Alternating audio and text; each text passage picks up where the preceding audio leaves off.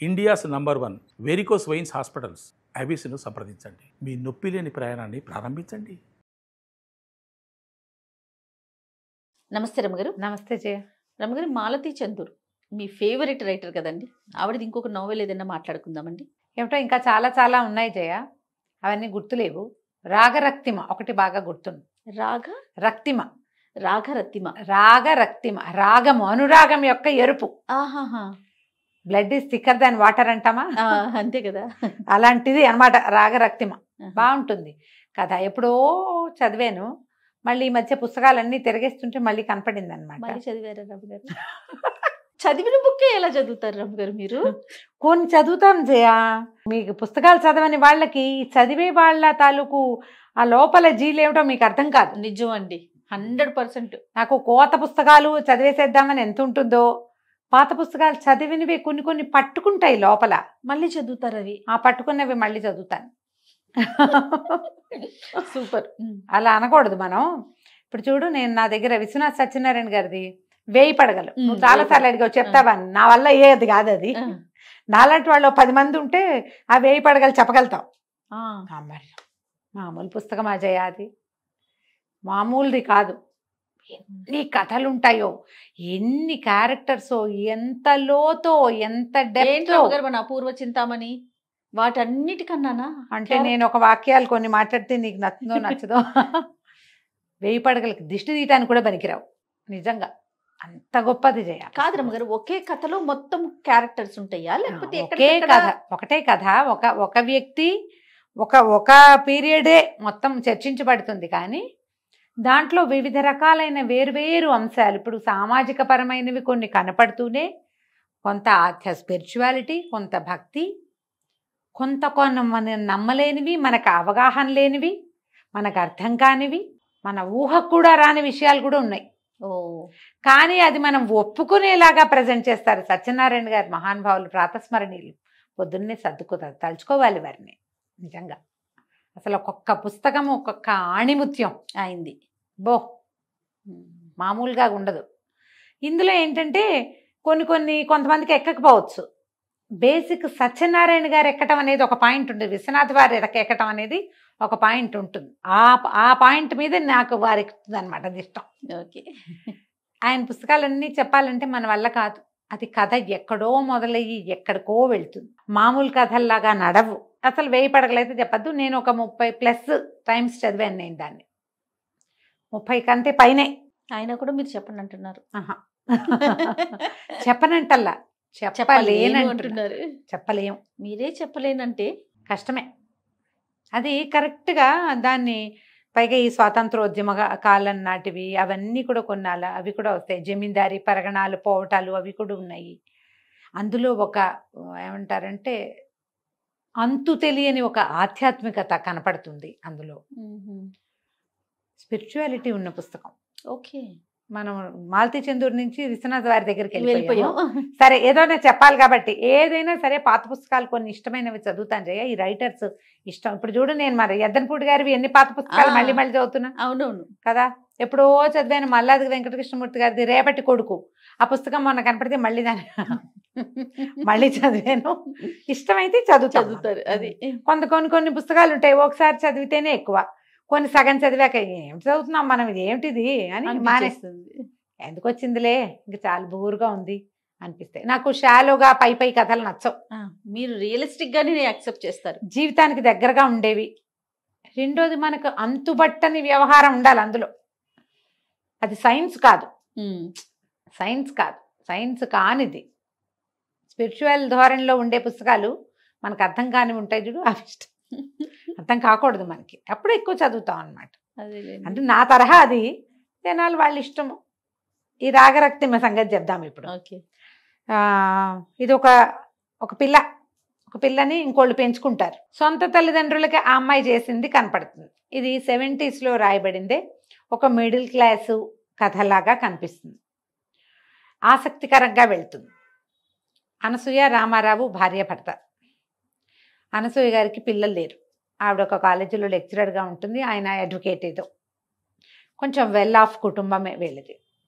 ఈ అనసూయకు కజిన్ ఒక అతను ఉంటాడు, శాస్త్రి. అతని భార్య కడుపుతో ఉండి వీళ్ళ ఇంటికి వస్తుంది. ముందు 2 పిల్లలు ఉంటారు, 3వ ప్రెగ్నెన్సీ. 3ఓసారి కొంచెం ఏదో ఇబ్బంది అయ్యేదో ఇక్కడికి వచ్చి వీళ్ళ ఇంటికి వచ్చి ఇక్కడి నుంచి పెళ్ళికి వెళ్తారు. పెళ్లి నుంచి తిరిగి వస్తుంటే అమ్మాయికి ఏదో ఒంట్లో చాలా ఇబ్బంది అవుతుంది. సరే డాక్టర్ని పిలిపించి చూపిస్తారు. చూస్తే ట్విన్స్ లాగా తెలుస్తారు. ముందో 2 పిల్లలు ఈ ట్విన్స్ తోటి ఆ అమ్మాయి చేసుకోలేదని, ఆ ముందున్న 2 పిల్లల్లో రమేష్, వసంత 2 పిల్లలు. ఆ వసంతని చిట్టి అని పిలుస్తారు. అది చక్కగా బొద్దుగా గుణగుణలాడుతూ బాగుంటుంది. ఆ పిల్ల ఈ మేనత్తతోటి చాలా స్నేహం కలుపుతుంది. ఈవిడికి కజిన్, ఈవిడ సొంత అన్నదమ్ములు లేరు అనసూయ గారికి. లేక ఈ శాస్త్రం అంటే చాలా ప్రీతి. తన దగ్గర ఉండి తమ ఇంట్లోనే ఉండి చదువుకోవడంతో చిన్నప్పటి నుంచి ఎక్కువ ప్రేమగా ఉండటం. పెత్తండ్రి పింతండ్రి పిల్లలు, అన్నదమ్ముల పిల్లలు అనమాట. పెత్తాత చింతాత పిల్లలు, వీళ్ళతో స్నేహం ఎక్కువ. అలా ఉంటారుగా కజిన్స్లో కొంతమంది. అయితే ఈ పిల్లని మేము ఉంచుకుంటామని అడుగుతారు. అది ఇక్కడ ఉండిపోవడానికి సిద్ధంగా ఉంటుంది. కొన్నాళ్ళు ఉంటారు. ఈ పురుడయ్యి ట్విన్స్ అయ్యేసరికి కొంచెం హడావిడయ్యి ఈ పిల్లల్ని ఏదో చిన్న పక్కన స్కూల్లో వేస్తే ఆ పిల్ల బుద్ధిగా స్కూల్కి వెళ్తుంది. వీళ్ళతో చాలా బాగుంటుంది. అది వచ్చేంతసేపు అత్త దగ్గరే పడుకుంటా, అత్తతోటే అన్నం పెట్టించుకుంటా అంటుంది. ముద్దుగా చూస్తుంటే పిల్లలు అట్లా చేరువవుతారు కదా. అయితే సరే ఎలాగూ వీళ్ళకి పిల్లలు లేరు కాబట్టి ఈ పిల్లని ఇక్కడ వదిలిపెడితే దీని రాజ్యాంగం నడుస్తుందని తల్లిదండ్రి ఆలోచించుకుంటారు. పైగా ఆవిడంటే ప్రీతి కూడా. అతనికి అక్కయ్య అంటే ఇష్టం. వాళ్ళు బాగా చూసుకున్నారు చిన్నప్పటి నుంచి.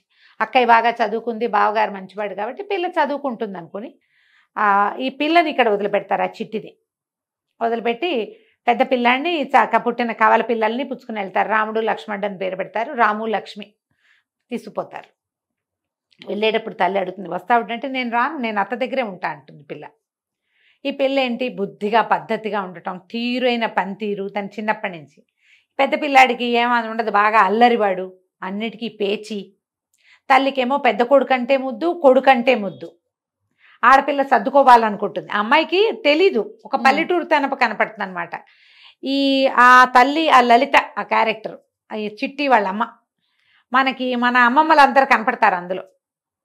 మగపిల్లాడికి సాగించాలి, ఆడపిల్లలు సర్దుకోవాలి, అలాంటి ధోరణి మన చిన్నప్పుడు తెలుసు మనకి. ఇప్పుడు లేదు, ఇప్పుడు లేదండి, అస్సలు లేదు. ఇప్పుడు లేదు. కానీ ఇప్పుడు కూడా కొన్ని కుటుంబాల్లో వినపడుతుంది జయ. మొన్న మధ్యన ఎవరో ఒక గెస్ట్ కూడా నాతో ఇదే మాట అన్నారండి. ఇప్పటికీ ఉంది జయ ఈ ధోరణి కొన్ని కుటుంబాల్లో ఉంటుంది. మగపిల్లాడికి సాగించటము, మగపిల్లాడికి పెరుగు పోయటం, ఆడపిల్లలకి మజ్జిగ పోయటం, అవి ఉండేవి ఇది వరకు. ఇప్పుడు బాగా తగ్గిపోయినా కూడా మరి ఇప్పుడు మనకు 1 పిల్ల, 2 పిల్లలు, 2 ఆడపిల్లలే అలాంటివి వచ్చినాయి. ఆడపిల్లలు కూడా అందవేసిన చేతులుగా అన్నిట్లకి పరిగెత్తి ప్రతి చోట చదువుకోవటాలు అవి మనం చూస్తున్నాం. ఈ డిస్క్రిమినేటివ్ ఐడియాస్ సమాజంలోనే కొంత తగ్గుముఖం పట్టినాయని చెప్పచ్చు. దానికి మనం చాలా సంతోషించాలమ్మా, చాలా స్వాగతించాల్సిన విషయం ఇది. ఆడపిల్లలు తెలుసుకోవాలి, మనం చెప్పుకుంటాం ఎప్పుడు, హద్దులు తెలుసుకుని ఉండాలి, జాగ్రత్తగా ఉండాలి, తెలివిగా ఉండాలి ఆడపిల్లలు. కానీ ఆడపిల్లల్ని తక్కువగా చూడకూడదు. ఈ 2 పాయింట్లు ఉన్నాయి కదా. ఎందుకంటే వాళ్ళు రేపొద్దున సమర్థించాలి చాలా ప్రపంచాన్ని. ఈ ఆడపిల్లలే కనాలి, పెంచే పని వాళ్ళదే ఎక్కువ అవుతుంది కాబట్టి వాళ్ళు ఇంకొంచెం జాగ్రత్తగా ఉంటే బాగుంటుందని చెప్పుకుంటాం మనం. అయితే ఈ పిల్లని వదిలిపెట్టి వెళ్తారు. పిల్లని ఏదో మంచి స్కూల్లో చేర్పిస్తారు. మామయ్యతో కలిసి కారులో వెళ్ళటం, అది అత్త మామయ్య కాస్త మెల్లిగా మమ్మీ డాడీలోకి వచ్చేస్తుంది పిల్ల. స్కూల్లో అందరూ మీ మమ్మీయా అని అడుగుతున్నారు, నేను మమ్మీ అని పిలుస్తానని మమ్మీ డాడీ అలవాటు చేసుకుంటుంది, వీళ్ళతో ఉండిపోతుంది. ఆ తల్లికి తర్వాత మళ్ళీ ప్రెగ్నెన్సీ, మళ్ళీ 2 పిల్లలు పుడతారు. అంటే వెరసి 5 పిల్లలు ఉన్నారు వాళ్ళ దగ్గర. ఈ పిల్ల ఇక్కడ ఉంటుంది. ఎప్పుడైనా వాళ్ళు వచ్చినప్పుడు వాళ్ళు వేరు, ఇది వేరు. ఇదేమో మరి యువరాణిగా ఉంది ఇక్కడ. వీళ్ళు కొంచెం బాగున్నారు, భార్యాభర్త 2 పెద్ద ఉద్యోగాలు, బోల్డంత జీతాలు, ఇంట్లో పని మనిషి, వంట మనిషి, కారు డ్రైవరు, ఇన్ని ఉన్నాయి. ఇన్ని ఉన్న చోట పిల్ల పెంపకం వేరేగా ఉంటుంది కదా. ఇది బాబ్డ్ హెయిర్ చేయించుకుంటుంది, తనకు కావాల్సినట్టుగా ఉంటుంది, బాగా చక్కగా పెరుగుతుంది. చెల్లెలు వచ్చినప్పుడు వాళ్ళంతా వస్తే తన బట్టలు ఇస్తే ఈవిడికి అనసూయకి కష్టంగా ఉంటుంది. ఎంతో ముద్దుగా సరదాపడి కుట్టించిన బట్టలు అది చెల్లెలకి ఇచ్చేస్తానన్నా ఈవిడికి కొంచెం పొసెసివ్గా అవుతాం కదా. పైకి అనకపోయినా లోపల ఉంటుంది. క్రమంగా రోజులు గడుస్తాయి. రమేష్ చాలా తెలివి తక్కువగా, సరిగా చదవకుండా ఉంటాడు. ఈ పిల్ల క్లాస్ ఫస్ట్గా, క్లాస్ థర్డ్గా అట్లా ఉంటుంది. చదువుకునే గుణం ఉంది, చెప్పించేందుకు పెద్దవాళ్ళు ఉన్నారు. అక్కడేమో తల్లి ఆ పిల్లాన్ని ఏమీ సవరించదు. దాంతో పిల్లలు ఎవరాయి దెబ్బరాయిగా పెరుగుతారు వాళ్ళ పిల్లలు. క్రమంగా శాస్త్రికి అనారోగ్యం వస్తుంది. అతనికి ఒంట్లో బాగుండలేదని వీళ్ళకి తెలుస్తూ ఉంటుంది. కొంచెం పెద్ద అయ్యేసరికల్లా ఏమవుతుంది, ఈ రమేష్ ఎవరినో ప్రేమించి పెళ్లి చేసుకుంటానని మొదలు పెడతాడు. ఈ పిల్ల కూడా డిగ్రీకి వచ్చేస్తుంది, డిగ్రీ అయిపోతుంది. ఇప్పుడే పెళ్ళెందుకురా అంటే వెండువాడు. వీళ్ళేమో శాస్త్రి పేరులో తెలుస్తుంది కదా, బ్రాహ్మణ్ సమాజంగా కనపడుతుంది. ఇంకేం పెద్ద పూజలు పునస్కారాలు మళ్ళు ఆచారాలు చూపించరు, కానీ చిన్న ఒక వాక్యాల్లో తెలుస్తుంది. ఆ అబ్బాయి ఎవరో ఇంకొక వేరే జాతి అమ్మాయిని పెళ్లి చేసుకుంటానంటాడు, చేసేసుకుంటాడు. వీళ్ళు వద్దంటారని చేసేసుకున్నానంటాడు. సంబంధాలు చూద్దాం అనుకుంటారు వీళ్ళు.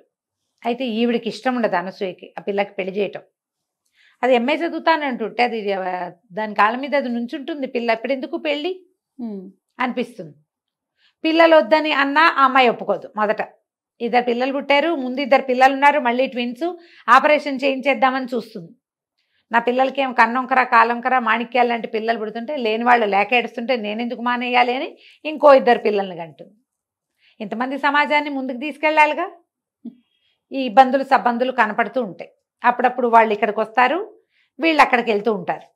వాళ్ళు ఇక్కడికి వచ్చినప్పుడల్లా ఆ పిల్లకి చిట్టికి తెలుస్తూ ఉంటుంది అనమాట, తనకి చెల్లెలకి ఉన్న తేడా, తన తల్లికి మమ్మీకి ఉన్న డిఫరెన్స్. తల్లులు ఇంత మూర్ఖంగా ఈ పిల్లల్ని ఇలా పిచ్చి పిచ్చిగా ఇష్టారాజ్యంగా అన్నిటికీ పేచీలు, అన్నిటికీ గొడవలు, శుభ్రాలు లేవు, పని పాట రాదు, చదువు మీద శ్రద్ధ లేదు, జీవితం మీద ఫోకస్ లేదు. ఏమిటి వీళ్ళు ఇలా ఉన్నారు, అమ్మేంటి ఇలా ఉంది అనిపిస్తుంది. తల్లికి ఏదైనా చెప్పపోతే ఆవిడ పొట్టట్నా పెద్ద చెప్పచ్చావు పోవే అంటుంది. నేను కన్నా పిల్లవే, మీ మమ్మీ పెంచితే మమ్మీ పిల్లవైపోవు, నువ్వు నా పిల్లవేనంటుంది. అలా అన్నప్పుడు కష్టంగా ఉంటుంది. ఇంతలో ఏమవుతుంది, శాస్త్రికి బాగా అనారోగ్యం చేస్తుంది. ఆయన చూడ్డానికి అక్కడికి వెళ్ళేసరికి అతను చనిపోతాడు. ఈ సందట్లో మనకి ఇంకా కొన్ని క్యారెక్టర్స్ని పరిచయం చేస్తారు. మొట్టమొదటి డాక్టర్ జానకీబాయి అని ఒక క్యారెక్టర్ని చూపిస్తారు. ఈవిడ పురుడు పోయటానికి వస్తుంది. ఈ జానకీబాయి అనసూయ గారికి చిన్నప్పటి నుంచి ఫ్రెండ్. ఆవిడ డాక్టర్ అవుతుంది, కానీ చైల్డ్ విడో, బాల్యవితంతు. దాంతో ఆవిడ మళ్ళీ ఏం పెళ్లి చేసుకోదు. ఆవిడ అన్నయ్యతో కలిసి ఉంటుంది. వాళ్ళ మేనల్లుడు మేనగోడళ్ళు ఉంటారు. వాళ్ళ ఫ్యామిలీతో మంచి స్నేహాలు ఉంటాయి. వాళ్ళ మేనల్లుడు ప్రభాకరం, ఆ అబ్బాయికి ఈ పిల్ల అంటే ఇష్టం. ఈ చిట్టు అంటే వసంత దాని అసలు పేరు, కానీ చిట్టు అంటారు. అతనికి ఆసక్తిగా ఉంటుంది ఈ అమ్మాయి పట్ల. కానీ ఈ పిల్లకి తన ఇల్లు మమ్మీ ఈ గోల్లోనే ఉంటుంది. తెలుసు తనకి ఇతను తన మీద ఇంట్రెస్ట్ చూపిస్తున్నాడు అని. ఈ తండ్రి అక్కడ మరణించేసరికల్లా ఇల్లు చూస్తే ఆ రమేష్ ఎవరినో పెళ్లి చేసుకుని వాళ్ళ ఇంటికి వెళ్ళిపోయాడు. ఈ వెనకాల పిల్లలు 2 ఇంకా చదువులో ఉన్నారు, 2 చిన్న పిల్లలు. తల్లికి అయోమయం, ఏమీ తెలియదు ఆవిడికి. డబ్బు ఎక్కడి నుంచి వస్తుందో ఎలా పోతుందో తెలీదు, అసలు కంట్రోల్ లేదు. ఈ సంసారం ఎట్లా?